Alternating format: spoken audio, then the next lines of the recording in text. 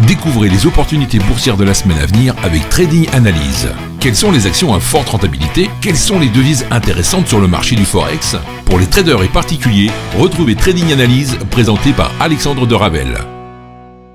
Bonjour à tous et bienvenue dans ce nouveau Trading Analyse.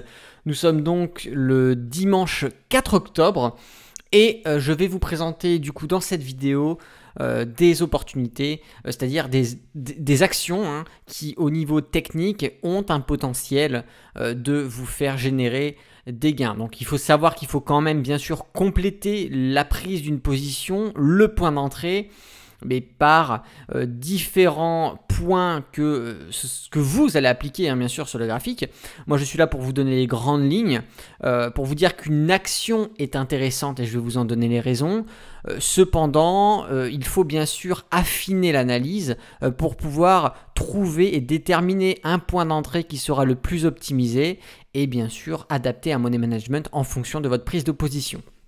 Donc pour l'action Bolloré que je vous présente ici, nous avons différents points techniques qui peuvent ici nous donner une indication.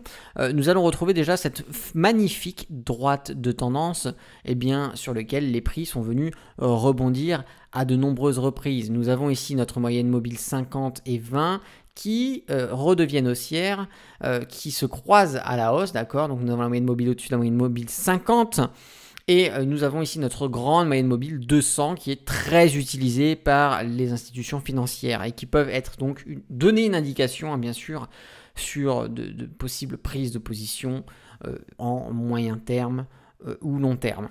Donc ce qu'il faut savoir ici, c'est que nous venons à nouveau nous reposer sur cette droite de tendance.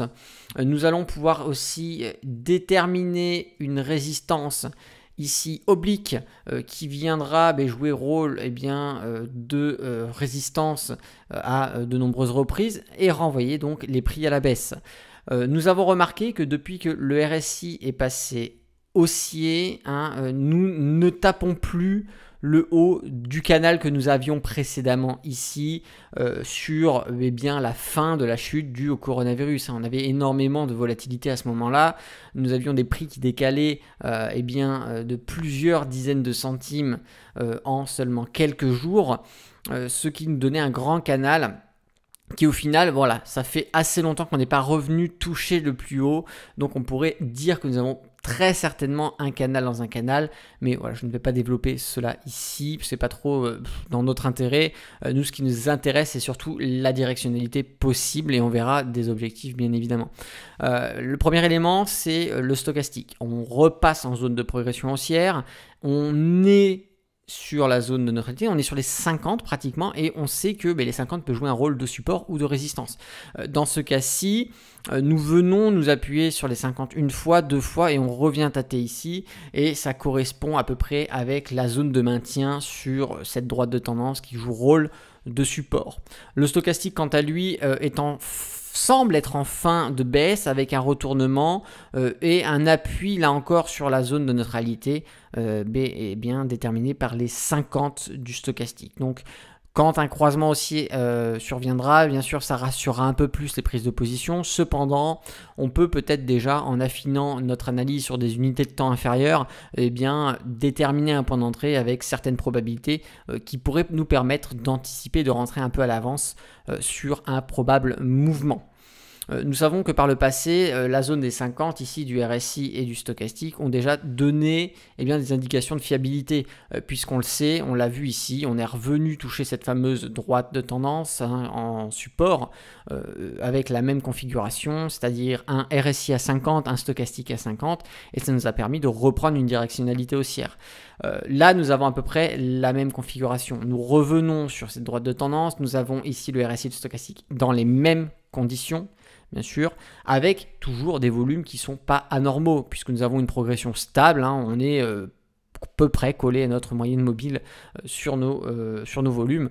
Bon, mis à part certains excès qu'il peut y avoir par moment, mais qui n'ont pas tellement fait décaler les prix. Et donc ici, on a une progression qui semble assez correcte, normale, et donc on pourrait se positionner avec une certaine sérénité. En termes d'objectifs, eh bien, on va s'aider de plusieurs indications. On va avoir le dernier plus haut de cette bougie. Nous allons aussi avoir probablement eh bien, cette droite qui a joué rôle de résistance par le passé. Et très récemment, pourrait-elle encore nous renvoyer à la baisse? Ça, personne ne peut le savoir. C'est pour ça qu'il va falloir la prendre en compte. Et on va voir déjà à partir de ce moment-là, juste avec ces deux indications, combien on pourrait espérer prendre sur le mouvement si on venait à se placer dès lundi, parce que nous aurions un point d'entrée vraiment optimisé sur des unités de temps plus petites comme du H4 ou du H1. C'est-à-dire que premier objectif, donc la droite de tendance qui joue un rôle de résistance, nous pourrions taper les 2,90% en une ou deux séances sans trop de difficultés, et nous pourrions aussi aller voir sur les derniers plus hauts où voilà, ça se trouve à peu près sur les 4,15%, excusez-moi. Donc ça, ce sont des objectifs, on va dire, primaires, puisque bien sûr, en mettant en place une stratégie de clôture partielle de la position, avec un réajustement du stop sur le point d'entrée, pourquoi pas, nous pourrions anticiper une sortie des plus hauts avec des nouveaux objectifs. Et bon, là, on pourrait déterminer du coup des nouveaux objectifs de clôture partielle sur des prix comme étant les derniers plus hauts avant la baisse du coronavirus, sur, eh bien, pourquoi pas l'ancienne résistance du canal haussier que nous avions ici. Ce sont des possibilités, quoi qu'il en soit. Ici, pour du swing trading sur 2, 3, 4 jours, on peut obtenir de très bons résultats sur Bolloré. Maintenant, eh bien, la deuxième action que je vous présente, il s'agit de Schneider Electric, qui n'a pas forcément été très intéressant ces derniers jours en swing trading, mais qui pourtant en intraday avait certains potentiels, notamment sur les journées du 17 et 18 septembre. Alors, ici, on va retrouver à peu près les mêmes configurations, puisque nous allons avoir une droite de tendance qui, anciennement, résistance, d'accord, que l'on peut repérer ici au moment de la correction des prix, dû forcément, bien sûr, à l'injection de la Fed, mais pas que, à l'intérêt, au regain d'intérêt aussi des investisseurs particuliers et professionnels. Nous avions une résistance ici technique qui a bien sûr été cassée sur, à peu près au niveau, fin mai, début juin, et nous avons ici retesté cette zone comme support. Donc à partir de ce moment-là, la droite ici, anciennement résistance, devient support et gagne en légitimité. Sur le RSI et le stochastique, on est bien passé en progression haussière il y a un sacré moment, et ça nous a donné la force nécessaire justement pour passer haussier par rapport à cette droite de tendance. Nous avons nos moyennes mobiles ici qui se sont croisées, qui ont du coup une belle directionnalité, et nous sommes bien alignés. Moyenne mobile 20, 50, 200. Donc ici, nous avons une belle force haussière.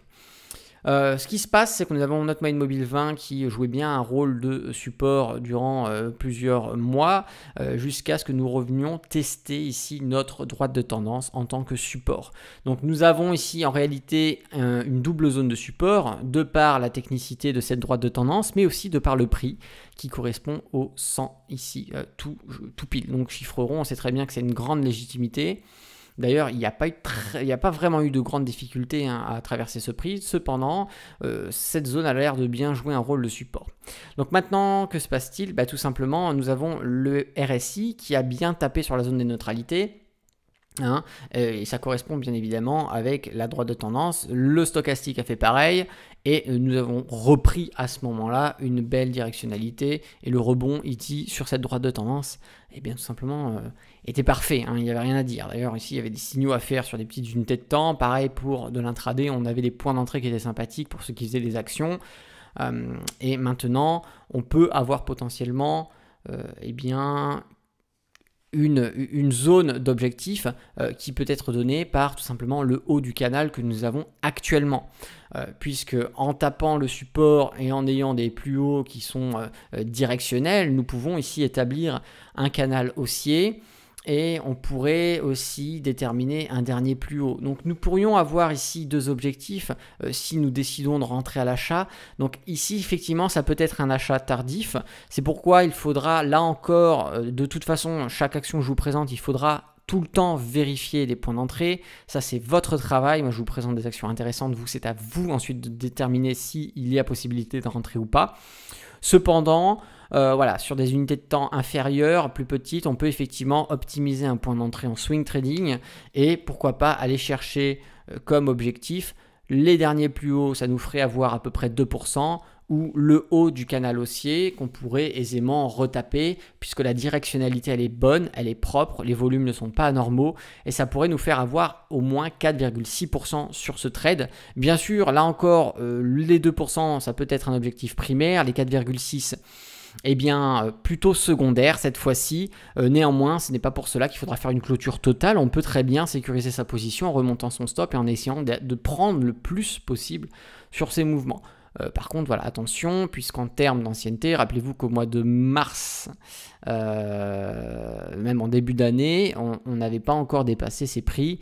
Donc, on peut très bien avoir un effet retour dû à des clôtures d'objectifs de grosses institutions sur cette action qui pourrait renvoyer les prix à la baisse. Donc, on n'ira pas forcément chercher au-delà, mais on peut effectivement se contenter de laisser une petite partie de sa position très légèrement. On pourrait pourquoi pas parler de 10 ou 20% en bonus et essayer d'aller au maximum de ce que pourrait nous donner tout simplement ce mouvement. Bon, en tout cas, je vous remercie d'avoir regardé ce trading analyse. Voilà, il n'y avait que 2 actions à vous présenter parce que voilà, c'est comme ça, le marché des fois n'offre pas forcément plus d'opportunités que ça.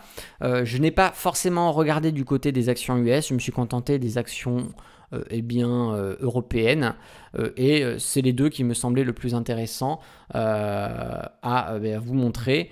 Ce sont des actions que moi je vais surveiller dès lundi, donc dès demain, et bien sûr que s'il y a un point d'entrée potentiel détecté par mes analyses techniques, eh bien je prendrai ces trades et comme d'habitude je les partagerai sur Instagram. D'ailleurs, n'hésitez pas à rejoindre le Instagram, à liker aussi cette vidéo et à vous abonner à la chaîne.